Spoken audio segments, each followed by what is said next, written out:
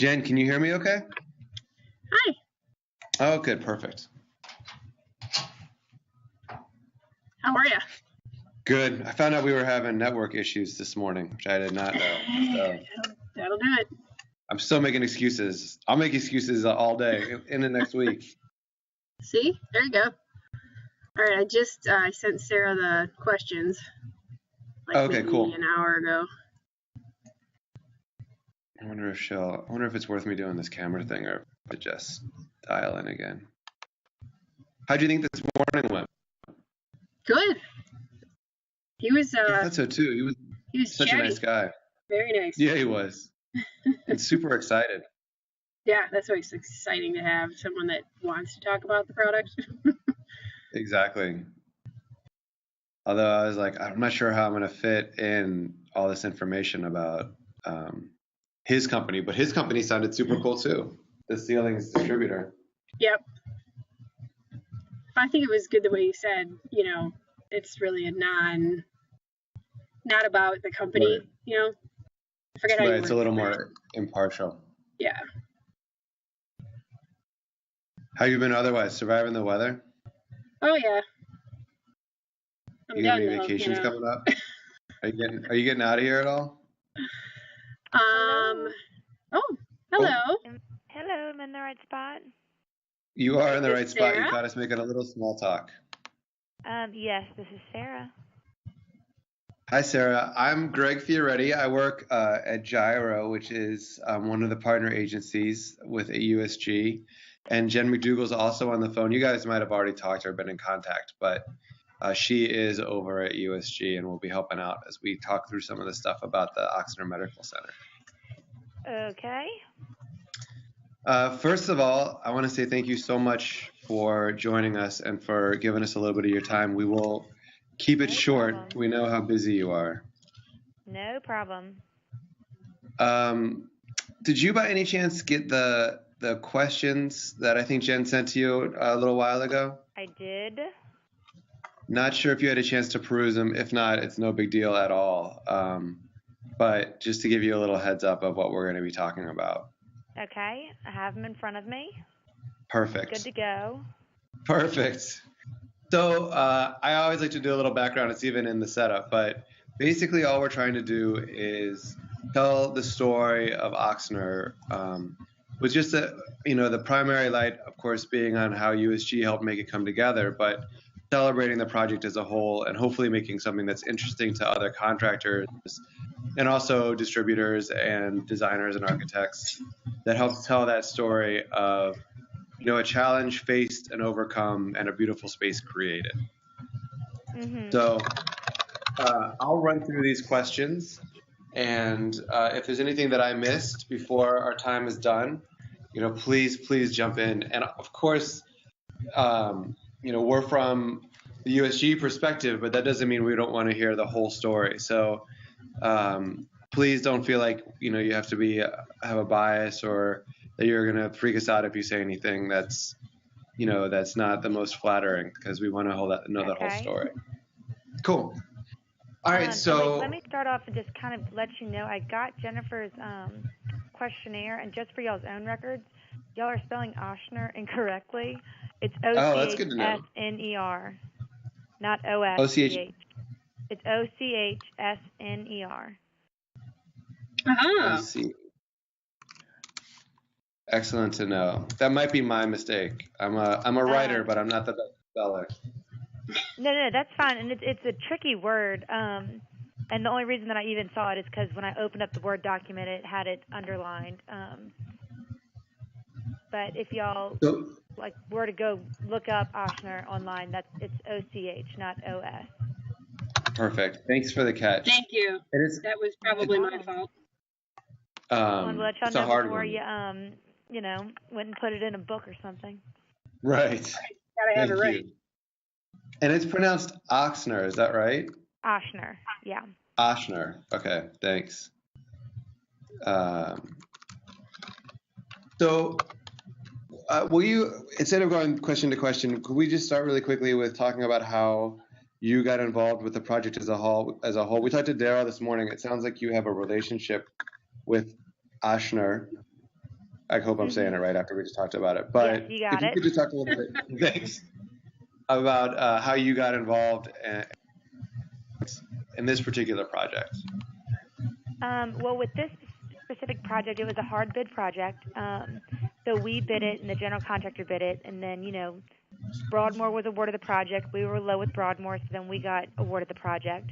And in the VE phases, we were able to get a custom USG system switched, because originally it was a different system and a different manufacturer. And so kind of with meetings, we were able to save some money by having them switch to USG. Then there was a few setbacks. They had several setbacks with the building as a whole. So the project kind of got pushed. But then when we eventually were back on track with everything, we were using USG, obviously. The architect went around on a few different color schemes and different whatnot. So we kind of brought USG into the table once we were awarded the project, because we would rather have used USG than the other manufacturer that was specified. So that's kind of we're a subcontractor, and and that's kind of our role with this project. So when you say you brought USG in, how does that work? I'm not 100% familiar with the whole process. A different manufacturer was in the specifications for the project while we bid it, and then as a value engineering, so as like a cost saving option, we had told the architect we can use USG. It's a similar product, and we kind of rewrote the specifications. This is what USG can offer, X, Y, and Z, if you will. And so the architect kind of looked at everything. We met with Don Browning, who's I think I'm going to mess this up. What is he? He's like the architectural sales services rep, something right. like that with USG. Right. So we kind of all sat down and met. He presented everything to the architect, and the architect, eventually said, okay, that system will work. We'll accept that as an alternate. Okay. How did you know about USG's alternate? Like, how did you know to approach USG? This is speaking specifically to the metal panels, right? Specifically, yes, to the metal panels. Okay. Well, they had a specification, and so we kind of went to USG and said, can you make something like this? And USG went and looked at it, and they said, yes, we can. What was it about working with USG that stands apart from whoever had the original bid? They were cheaper. So it was a surely cost thing. It was, it was a cost basis, and then also we were really looking for someone who could look at the system as a whole and tell us all of the different details and bits and pieces and parts, instead of, giving us a price on bid day, and then a few months later when we go to order it, say, oh, wait, you don't have, this was in the fine print, it's not included, which we've had issues with other sales reps who give us a price on bid day, and then a few months later, once we get the job, they say stuff like, they start charging us with other things that they weren't upfront telling us about. So we were trying to avoid doing that, and so we kind of told USG we need to get a square foot number for the entire system, and y'all need to know what goes in the system, all the different pieces and parts, and then send it to us. And is it because you've worked with USG in the past, you knew you would be able to trust them once you made it clear what you needed to do that? Well, it was, Daryl obviously played a huge role in it because, he's our local vendor, and so we use USG acoustical ceilings all the time. So we just obviously have used y'all with different acoustical products, and so it was kind of Daryl who we said, do you think that USG can look at this and tell us if they can make it? And he kind of was like, let me see. And so, it went on for, I'm simplifying it. It went on for months of us kind of going back and forth. But, it's kind of through discussions with Don Browning and different people that we were able to figure out we could do it.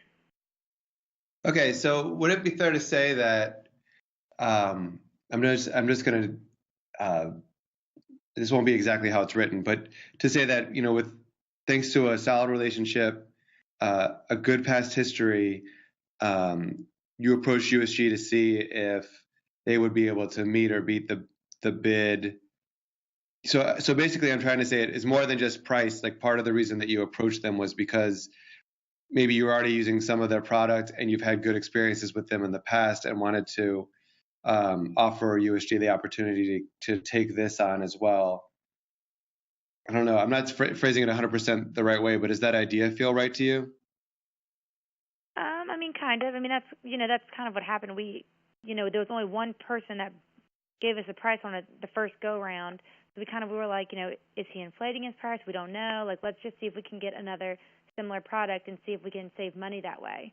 So, I mean, okay, that's kind of how it all happened, I guess, if you will. Was that, we're not going to mention them by name by any means, but was that other one Ceilings Plus? Is that who you're talking about? Yes. Okay. So the ceiling itself sounds very unique. It is. Was there any concern about that as you approached USG versus the competitor? In the sense of, we've worked with them, we know they're going to be able to give us something that won't be, I mean, on a ceiling that could already be daunting, that will be more confusing.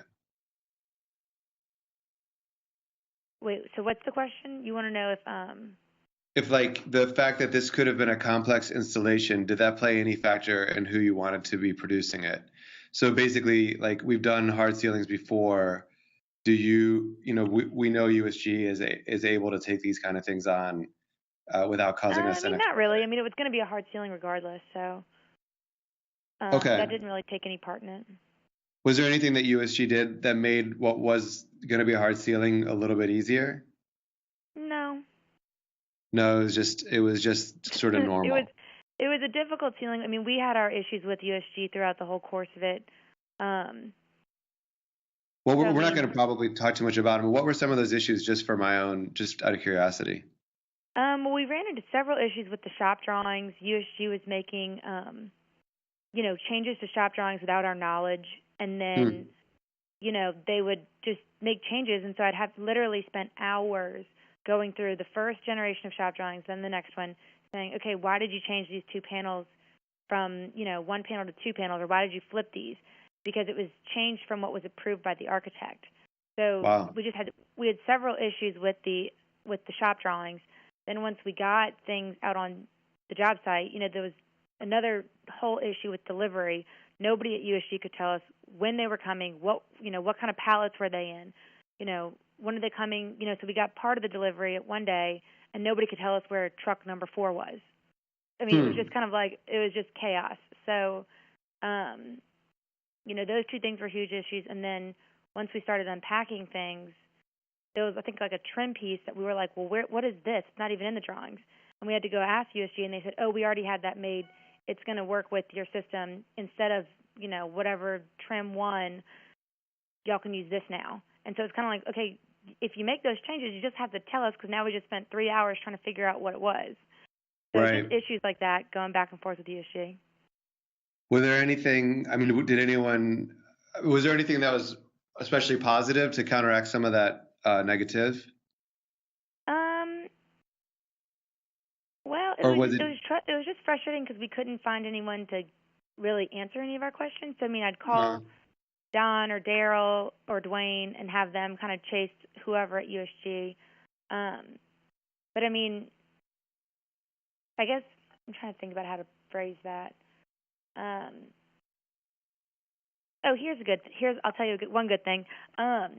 Okay, so we had to do a mock-up, obviously, before the architect could, tell us, release the whole system. We did a mock-up for them to come look at, and we realized during the mock-up that the system required 4-foot tees to stabilize it. So have y'all seen pictures of the system yet? I have not. I'm sure Jen has, though, not to speak for Jen, but. Yes, I have. Okay, so it's over 30,000 square feet. And so the way that we had to install the whole system was moving from the south to the north end of the building. And so as they'd put the grid, they'd put maybe 2 rows of grid, then they'd drop those panels, and they'd move on and do a few rows of grid, a few rows of panels. And so they realized that until the system was completely secure, they needed to add 4-foot tees over that. So USG did step up and say, okay, we didn't anticipate y'all needing these 4-foot tees, so we're going to give them to y'all, for no cost to add them to the system, to make it work while you're installing it. That's nice. That's good. How was the process of installing it when it finally came down to doing it? Like, what was that process to create this, what seems to be, from what I've heard, a very cool jigsaw puzzle type system, and giving it some order?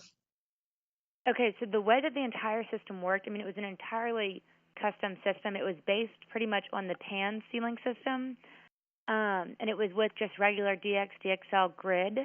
And so there were different panel types. So there was, let's say, 20 different panel types of all different sizes and perforations, and some were solid, some were perforated.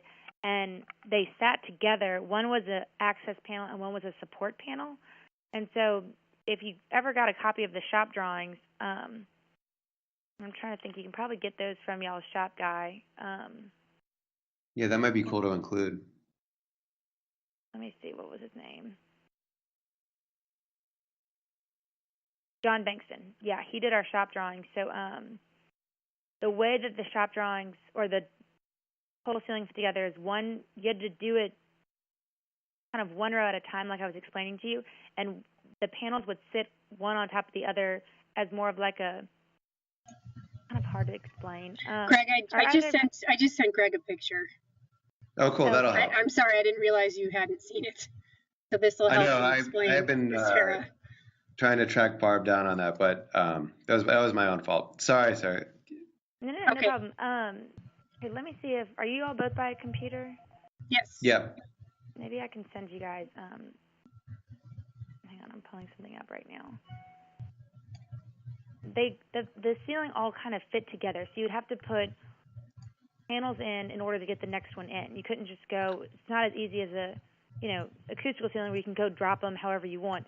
You really had to put one panel in. It would be a support panel. Then the access panel would fit. The edge would fit over it. Then you'd put in the next one. So it would go support, access, support, access, support, access. It was every other one varied. So we had to work from one end of the building to the other. How did you know how to do that, especially with so many different types of pieces? Our field just kind of looked at the shop drawings, kind of trying to figure out how to do it. And it was a lot with the mock-up. Once they did the mock-up, they were like, okay, once the ceiling's in, you really can't go back into it. You would need to go move 3 panels just to get to one. So,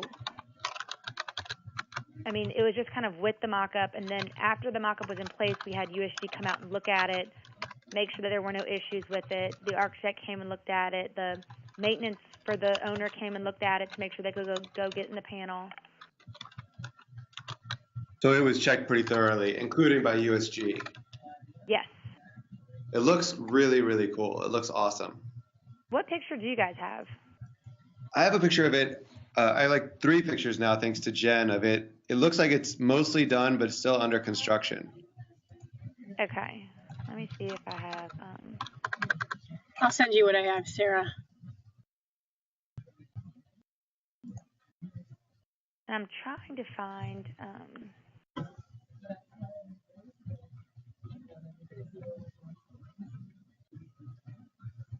I'm trying to find so I can send to you guys.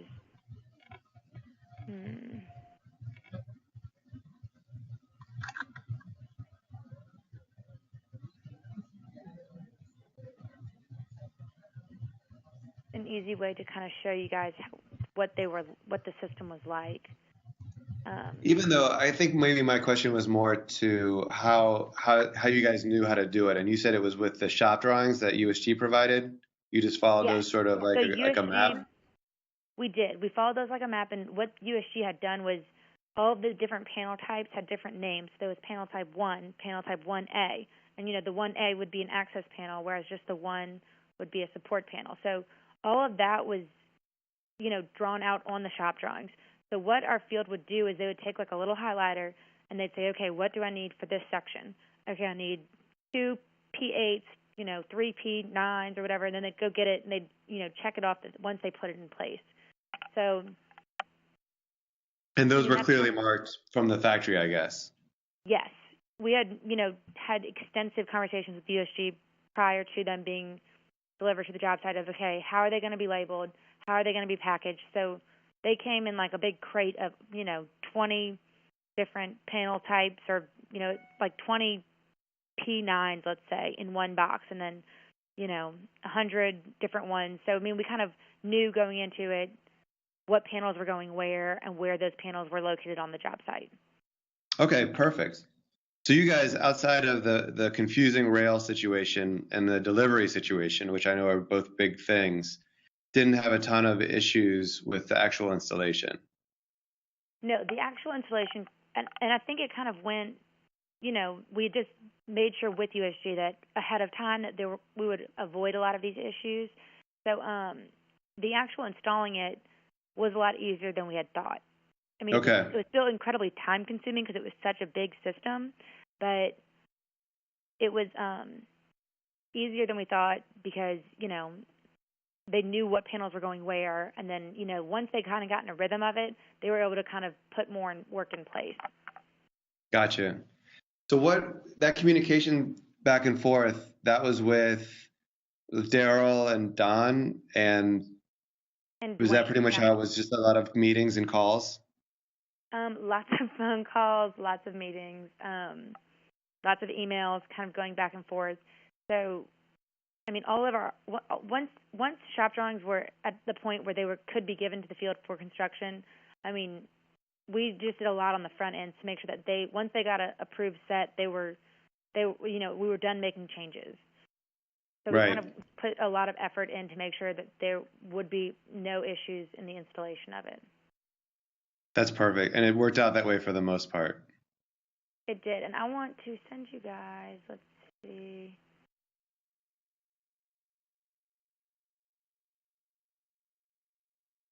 Okay, I'm sending Jennifer an email just so you can kind of understand like how big the system was.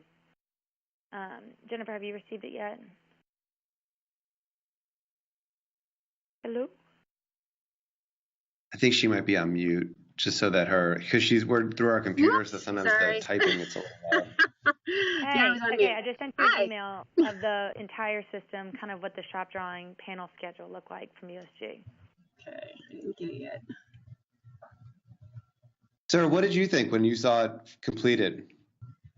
Well, I was scared that it was going to fall down the entire time. I mean, I'm not a good person to ask because I just was getting anxiety of the whole system. I was just kind of freaking out. But once it was finished, I was very, very happy it was finished. I mean, it looks beautiful. I think the architect thinks it looks beautiful. So now that it's done, obviously I'm very happy it's done. But, I mean, it looks good. Let me see if I have any pictures I can send you. Okay, I got your email, and I just forwarded it to Greg, so Greg can see what we're looking at, too. Just because, I mean, it was so massive. And so we had giant drawing sheets for our field so they could see exactly what they were putting in place. And they also had to work, hand in hand with all the other trades because, as you can see from that drawing, we had light fixtures that had to go in there, diffusers, several other things because it's not just us going in there. There were other trades, so we had several meetings with all the other trades in the field saying, once the panel's in place, you can't go back in the, up in the ceiling because, we were worried about them damaging it because it's such an intricate system that we weren't sure that they would really know how to take the panels out and put them back. But was one of the benefits of this, I'm sorry, go ahead. I was just going to say this job is massive. Oh, it's ginormous. So, I mean, it's twice as long for us to even. Oh, I'm sorry? I'm sorry. Go ahead. I apologize. No, I was going to say it took much longer than we thought just because it was so big. But once they kind of got in the swing of things and got going, they were able to get it a lot faster. But we had to spend, some overtime out there getting it done just because we're kind of like, what's taking y'all so long? But, it was a very complex system. How was it working with the new? We had heard that there was like a new latch system or connector system. Pardon my lack of building knowledge, but sort of a proprietary system that was included that would help access to the plenum. Does that ring a bell with you or no? I mean, that might be part of the access panels. I mean, there was support in access panels. Okay, maybe that's what I'm thinking of.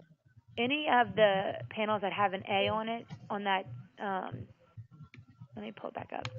On the PDF I just sent you guys, anything that has an A on it was an access panel, so they'd be able to kind of, so technically you can stand on a ladder or a lip and you can push it up. But next to every access, there needs to be something that supports it. So you can go push up a P5A, but a P8, you would have to remove the P5A to be able to get the P8 out.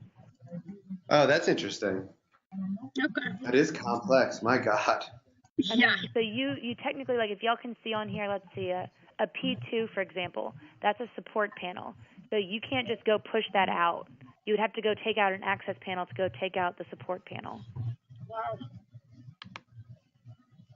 So I know it sounds like the architect was pretty happy. Have you heard from anyone else about their response? Not really, but I don't think that would be too, let me send you guys some other pictures. How long did the installation take? Sorry to ask all these questions, but no, it probably now that I see it. we started in September, and then we probably finished in November. Just because it took a lot longer, and plus we were waiting on a lot of other trades. Oh yeah, that makes sense. Because you have to wait for the electrician to go get all of their stuff done, and then the sprinkler guy comes in. Then the diffusers have to make sure that all of that is set up. So there was just, it was a very, it was just difficult because it wasn't just us that we were waiting on. We were waiting on a lot of other people. Yeah, especially if you have to build this out. Do you think that the architect who seems pretty happy with it is going to do this in the future Ochsner spaces? I don't know how many that are this big. And if so, or let's say if it was going to happen again, would you work with USG again on it? Do you think? Well, I would know a lot more going into it about USG, and I think I would have to just say up front, don't make any changes to the drawings. Once you give them to me, they're final. So if you want to make any changes, make them before you give them to me. Or, I think I would know a lot more. But it was just, I think if we had enough upfront conversations, that we would need to know more about deliveries and more about, shop drawings, then we probably could. Right. What are you most proud of about? I'm sorry, Jen.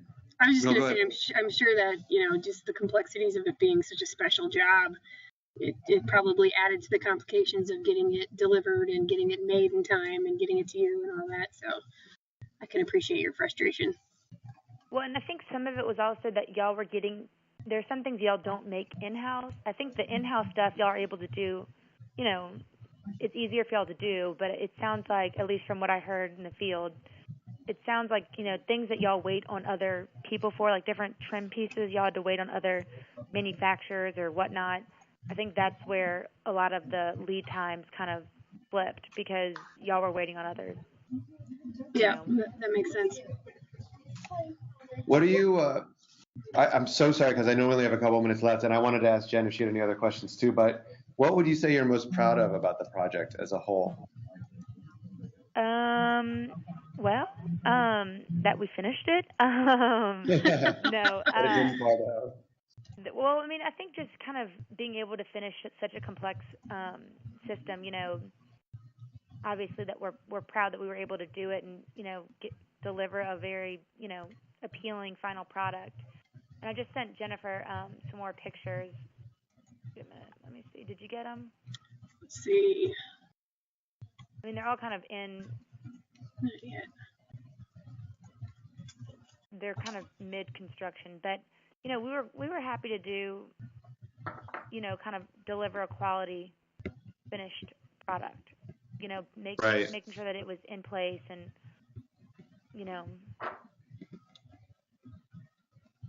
That's I guess great. I'm not very good with that question.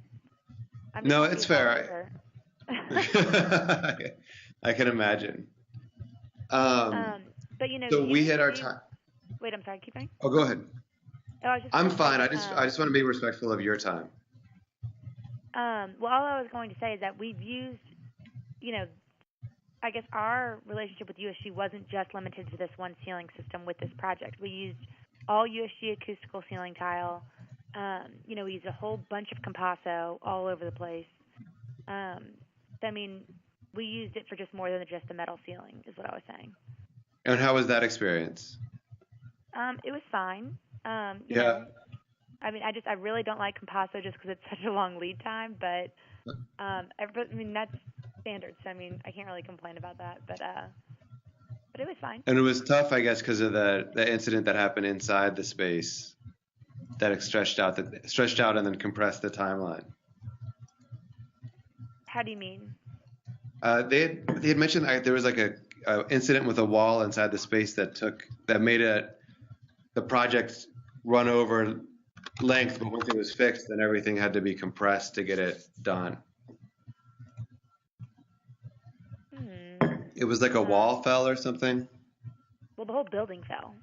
Oh, well, that's more than a wall. Well, yeah, that was early on. I think I had mentioned that early on.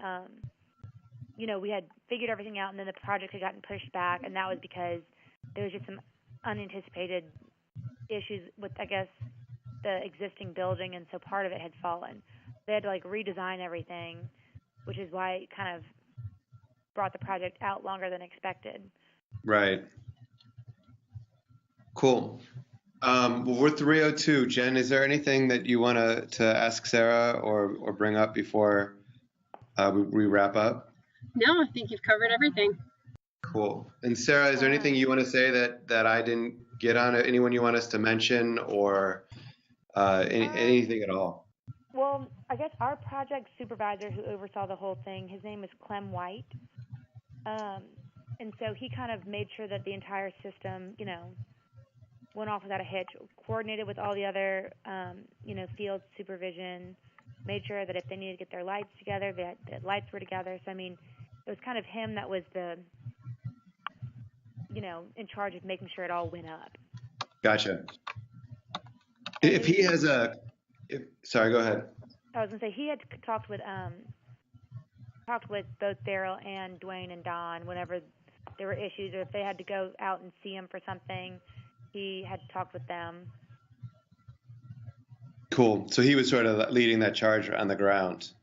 Yeah, he was kind of our boots on the ground, putting the ceiling in place. And then if he had any issues, he'd call me, and then, you know, we'd try to figure it out. But as far as the installation, and he had said that it was very easy to install. Oh, that's good to hear. Once he knew you know, what trim pieces were going where and all of that. Perfect. So maybe we'll include him and we'll put like a little quote that just says that and make sure that he's cool with it. Or if he has a quote and wants to send it to Jen just to make sure that it's in the article the way that he wants it to be. That's great. Perfect too. Okay. Well, I'll ask him and see if he has any feedback, and I'll email Jen if he does. Perfect. And I guess Sarah, I really can't tell you how much I appreciate this. Oh, no problem. Let me ask real quick. Jennifer, you spoke with, I think you had said you did talk to the owner and the architect? I talked to the architect so far. Okay. We have not interviewed them yet, but we will be. Okay. Well, I just wanted to make sure that there wasn't any issues and they weren't saying anything like, no, don't do it. Yeah, we will definitely make sure before anything gets published that we have all of the okays. Perfect.